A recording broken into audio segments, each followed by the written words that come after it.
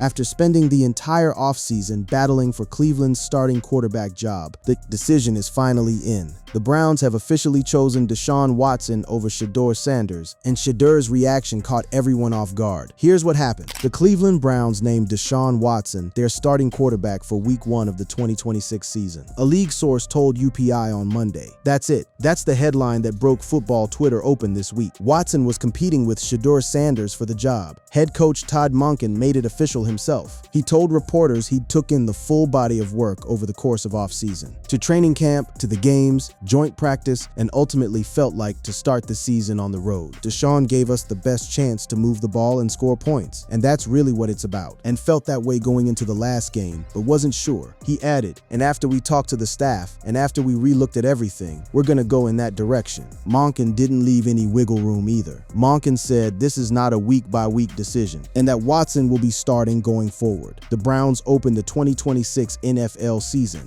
on the road against the Jacksonville Jaguars on Sept 13. Now here's what makes this land so hard. 2 days before that announcement, Watson had been booed by his own home crowd. 2 days after he was lustily booed by hometown fans, Deshaun Watson has been handed the reins to the Browns' starting quarterback job for Week 1 of the 2026 season. The Browns picked him anyway. So how did Sanders react? Not with outrage, not with a demand to be traded. Monken says the meeting the morning after the decision told him everything he needed to know. We met this morning for a good long time, and all Sanders had was a smile on his face, because he understands what really is in front of him. He's going to work his butt off to get better, Monken said, praising Sanders' work ethic. Multiple outlets picked up on the same word to describe it. One report put it plainly. Todd Monken announced Monday that Watson will be the Browns' QB1 for the 2026 season opener against the Jacksonville Jaguars. Sanders, who will serve as Watson's backup, has taken the news with a positive attitude. Another outlet called Sanders' reaction awesome,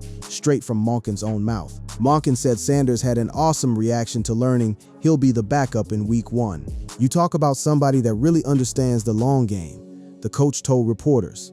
Monken kept building on that theme when he explained what he meant by the long game. He framed it as a bigger picture mentality, saying Sanders grasps. That really, I think, has come to understand the long game. What are we really in this for? What am I in it for? Where do we want to be in the long term? He understands that as well as a quarterback. That's the scene. A quarterback who spent an entire training camp fighting for a job, losing it 2 days after the guy who beat him got booed off his own field, and walking into his coach's office smiling anyway. Now let's rewind and figure out how this whole competition actually got here, because this wasn't decided in one afternoon. It was built all off season. To understand why Sanders' reaction matters, you have to understand how close this thing actually was. This wasn't a coach picking a clear favorite. It was a genuine fight that ran from spring all the way to the final snap of the preseason. Back in the spring, Cleveland's front office wasn't even pretending to have an answer.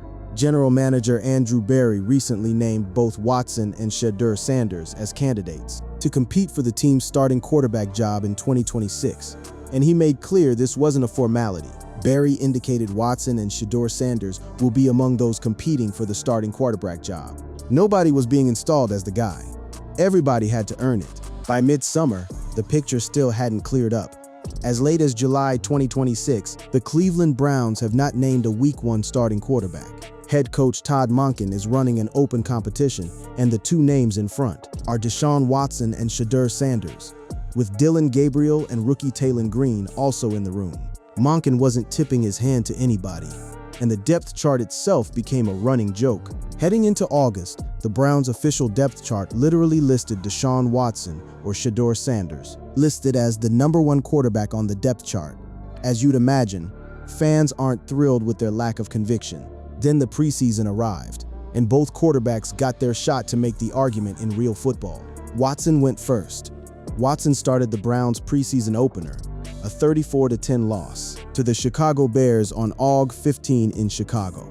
The line wasn't pretty on its face, but it was the start of him showing something.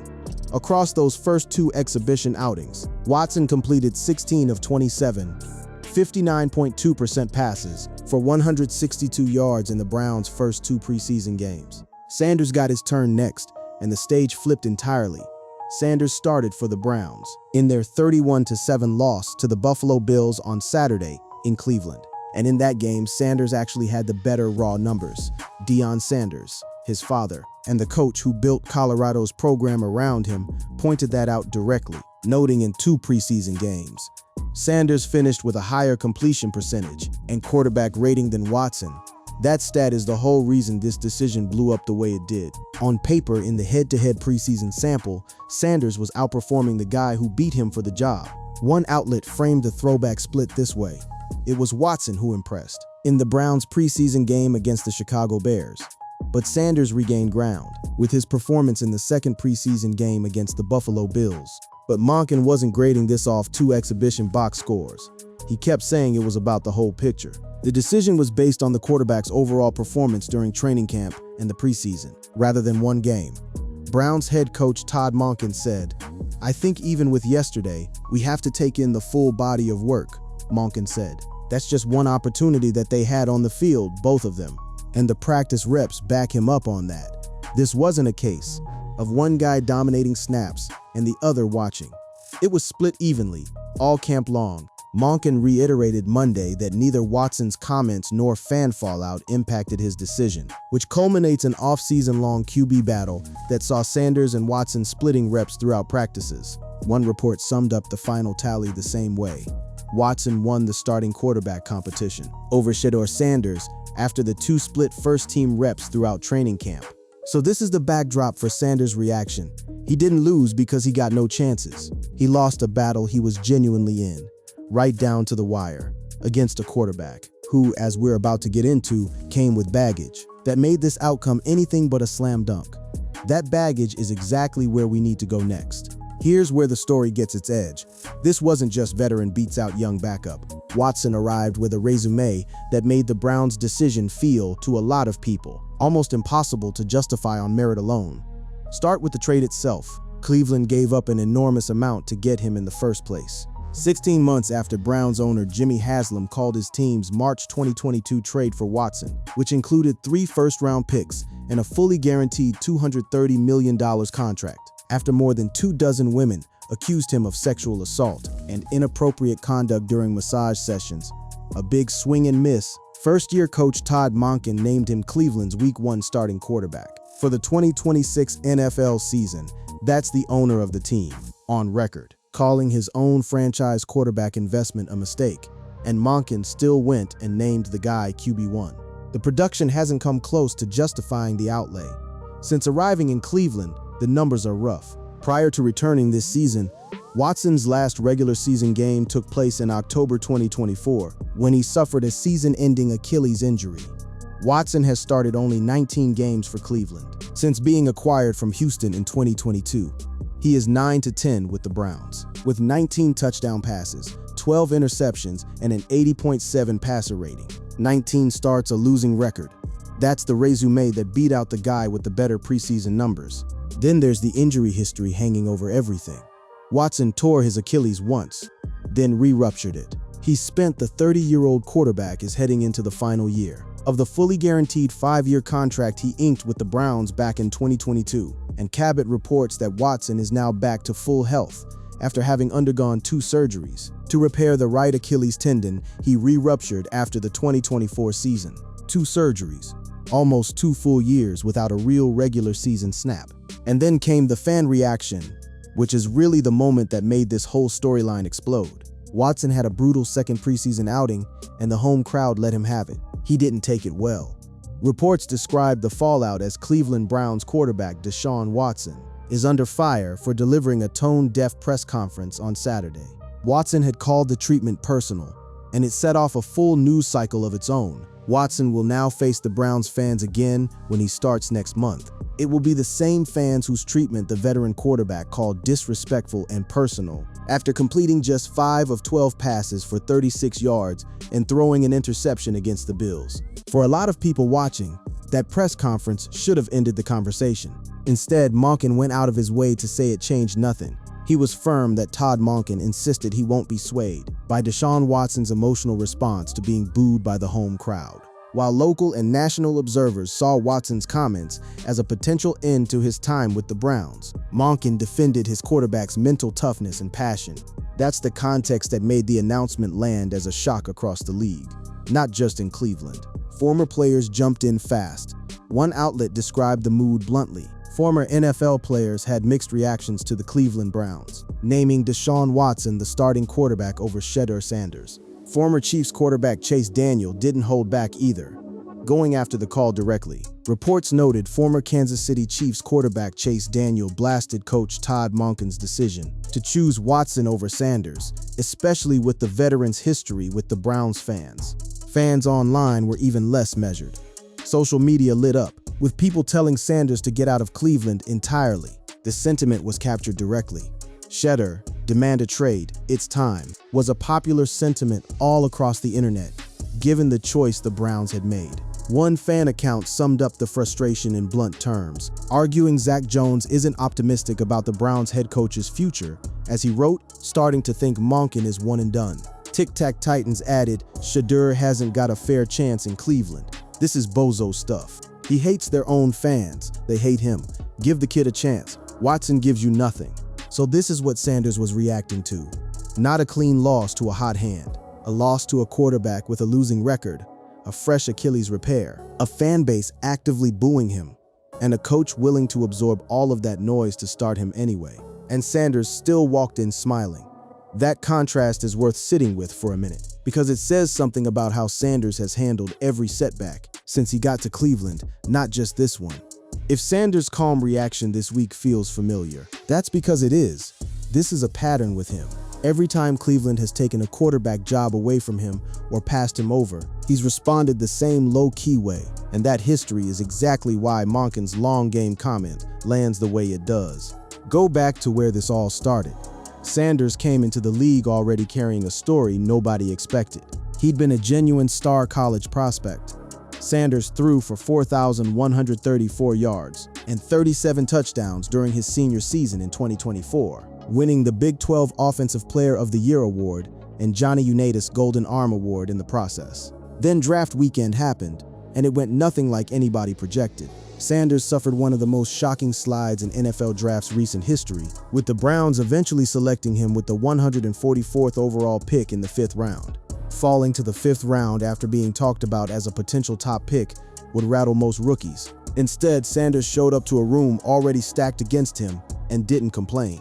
The struggle continued in his rookie season when he initially entered the season, behind Joe Flacco and Dillon Gabriel in the depth chart. There's an earlier example that shows exactly how he handles these moments publicly.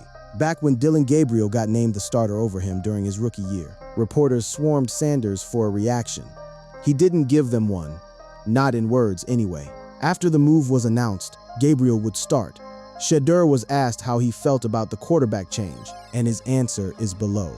Sanders opted for the route of not saying anything. Instead, he just mouthed his words and did not voice any of his opinions. This could be for many reasons.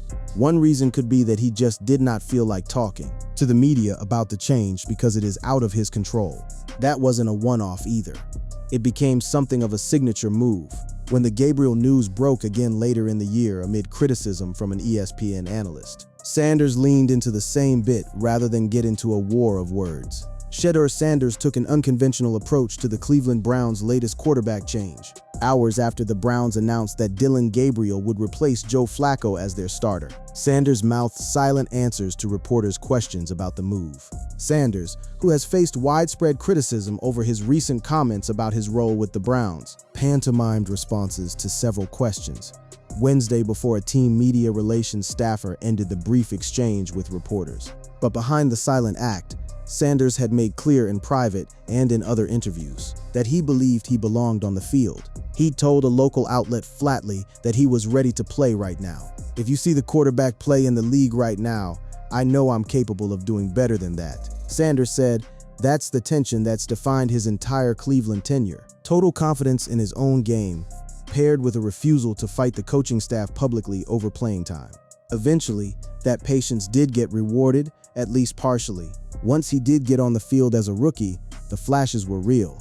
He finished with a 56.6% completion rate and 1,400 passing yards. Sanders ended up finding the end zone 7 times through the air. On the ground, he tacked on 169 yards and 1 score. He had one particular outing that scouts pointed to directly: his incredible early December matchup against the Tennessee Titans, as proof of what he could do when trusted with the offense. And he actually got Cleveland wins. One recap of the season noted that after climbing the depth chart in his rookie season, Sanders led the Browns to a 3-4 record as a starter. There were real flaws too, and nobody around the team pretended otherwise. The turnovers were the obvious hole in his game. He tossed 10 interceptions last season. However, with a full offseason to adjust to the Browns system and train as the starting quarterback, he can wiggle out those issues, as one outlet put it heading into this year. So when Monken talks about Sanders understanding the long game, this is the receipts behind it. A guy who fell to the 5th round and didn't sulk. A guy who got passed over for Gabriel and turned his frustration into a running joke, with reporters instead of a headline-grabbing outburst. A guy who, even after outplaying Watson statistically in the preseason head-to-head, walked into his coach's office the next morning smiling. That track record is exactly why nobody who's followed his Cleveland career closely was surprised by how he took this news. And it's exactly why the story doesn't end with the announcement. So where does this actually leave things? Watson has the job on paper for as long as Cleveland says so, but nothing here reads like it's settled for good. And that's the part of this story still writing itself. Start with the money, because it explains why the Browns handed Watson this chance. In the first place, even with everything stacked against him, cutting him loose wasn't a simple football decision. It was a financial one too. This season alone, Cleveland is incurring a $40.9 million cap hit this season, thanks to the deal. And he's not walking away from that money quietly. Deshaun Watson is entering the final season of his 5-year deal in Cleveland. That's a lot of guaranteed dollars for a front office to just bench and eat, especially when Watson himself is telling anyone who'll listen that he still believes he's a starting caliber quarterback in this league. Watson, for his part, sounds like a man who feels he's earned another shot regardless of the noise. He put it simply after getting the news: there's going to be a lot of ups and downs, Watson said of returning to a starting role. But at the same time, I'm excited to be a starting quarterback in this league, and especially a starting quarterback for the Cleveland Browns. Elsewhere, he framed his return in almost redemptive terms, telling reporters, "I have another shot. I have another chance." But Monken himself has already left the door open that this isn't locked in stone beyond week 1. Local reporters picked up on that immediately. One Cleveland broadcaster summarized the mood around the building simply, "However, that's just week 1. Again, just because Watson is the starter now doesn't mean he'll be the starting QB in a few weeks," Sabol added. That caveat matters, because the schedule itself sets up as a brutal early test for Watson. He doesn't get a soft landing spot to rebuild any goodwill. The Browns open the season in Jacksonville and Tampa. Their first home game isn't until week 3, so Deshaun Watson will start on the road, and we'll see how that goes, with the QB he replaced in Cleveland, Baker Mayfield, on the slate in week 2. Facing the quarterback Cleveland once traded away to make room for him in just his second start back is about as loaded a storyline as the NFL schedule makers could have handed him. And Watson still has to go back and face the exact fans who booed him off the field in the first place, this time with the job actually on the line every single Sunday. Analysts pointed out that no matter what Monken says, the eyes will be on how that dynamic plays out live. One column noted the obvious tension bluntly, pointing out, "I think the whole world knows it has nothing to do about the performance." A nod to just how personal this saga has become between Watson and the people he plays in front of every week. Sanders, meanwhile, isn't going anywhere, and the people around him seem convinced his moment is still coming, just not yet. Analysts covering the QB battle framed his path forward as a matter of when, not if. One breakdown of the decision put it this way: Sanders is far from out of a job in the NFL, but he will now have to work even harder to prove to the Browns that he is deserving of being a starter in the NFL. But for now, he will have to sit back and watch Watson start with that same smile on his face. One thing is clear: Sanders has brought the right attitude to the NFL, and he is almost certain to get another chance as an NFL starter. There's also a game theory read on Monken's decision that a lot of analysts have floated, that starting Watson, given his fragile standing with the fan base and his injury history, might actually work in Sanders' favor down the line. One breakdown laid out the logic directly. Now imagine Cleveland getting off to a poor start, and Watson delivering more of the same from his first 3 years with the team. Two things that can plausibly happen. The support behind Sanders will be even larger, and he'll get judged even less on the Browns' overall fortunes. Even Deion Sanders, watching from the outside as both a father and a coach, who's produced a wave of NFL talent, weighed in with a version of the same patience his son has shown publicly. He pointed to the underlying numbers as proof his son had already made his case on the field, noting the preseason edge. And as mentioned by Coach Prime, Shedeur Sanders has shown signs of progress in his second year in Cleveland. In 2 preseason games, Sanders finished with a higher completion percentage and quarterback rating than Watson. It's the same restraint Sanders himself has modeled all along.